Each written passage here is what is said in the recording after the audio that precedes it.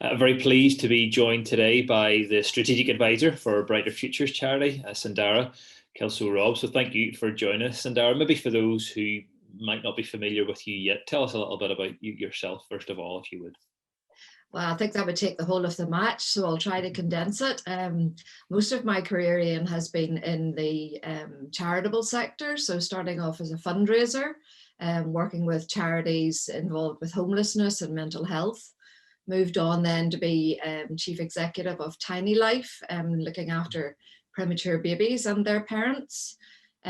Before jumping the fence to grant making, Lloyd's TSB Foundation in Halifax, Big Lottery, and various funding programs. And after all that, I was delighted to be awarded with an MBE for my services. Thought I would use that as a good point to slow down. But if anything, I'm busier than ever. I'm doing a few bits and pieces of private work, and that's how I'm involved with Lauren. Sure.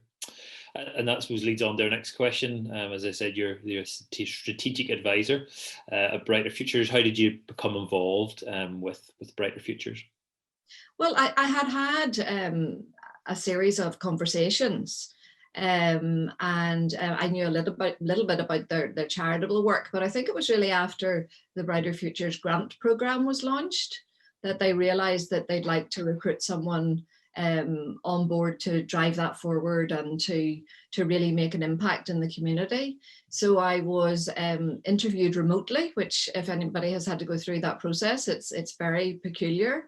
And started work with the club in lockdown, which has been incredibly frustrating for all of us because there's so much potential and we just can't wait until everything opens up again. Yeah. And again, maybe for those who may know a little bit or may not know an awful lot about Brighter Futures, it's the charity working alongside Lauren Football Club. What do you feel it's possible? What do you feel it's capable of achieving? Look, I think it's hugely exciting. I must say I didn't know an awful lot about Lauren. I think Lauren gets a bad rap. And the more I've been involved with the club, albeit remotely, it really, people have said to me lots of times it's the hub of the community. And I think that is absolutely the case. So at the minute we have a grants program funding people to further themselves in education, training with business ideas, sport, well-being, community initiatives. We're proud to be supporting the likes of Renovation Generation, which is brightening up the town. And, as I've got to know the town and the team and everybody involved with the club, we're looking now at putting together a mentoring program. At Christmas, we did a huge outreach program with gifts for Women's Aid, Salvation Army, St. Vincent de Paul. The team, I put out a plea to the team for toys, and I arrived down to hundreds of toys. So just everybody's so passionate about giving back to the community. Yeah. And I suppose you have touched on that a little bit already, but I suppose that the work of Brighter Future shows that Lauren as a club is interested in being more than just a football team. It wants to be, as you say, that hub for the community. Is that fair to say? Absolutely. I think the players obviously have their role models. They're role models for the kids around Lauren. They're role models for the grandparents. The grandparents are proud of them. It's a real family feel. And I think the support that we want to give and that we are currently giving, there's no other football club in Northern Ireland doing that. Mm-hmm. And it's about using our voice, using our skills, using our connectedness to a lot of the players live in Lauren, so they know the community, they know what the needs are. Mm-hmm. And I don't have to twist any arms to get them involved with the work that I'm doing, which it really, for someone in my role, is a joy to work with. Yeah. And one of the most recent, or maybe the most recent initiative, is the Laptops for Lauren appeal. How did that come about? Well, we're looking at, we're obviously a small charitable movement at the moment, but we're looking at working in partnership with other organisations. And thanks to our great friends from the Rusa Foundation, We talked about the digital divide, and there were a lot of programs, particularly in England, looking at laptops for families in need. And we thought we would try to do that for Larne. So we launched the appeal, and we have had 50 laptops donated already, new and used. We also have a Just Giving page where people can give cash, because we obviously need money to refurbish and clean and wipe the laptops that we are being given.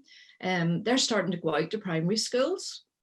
And when I'm talking to the heads of those primary schools, they're immediately able to discreetly identify families that really are being held back by the lack of a laptop. And most of us are in the fortunate position that we have access to digital in our homes.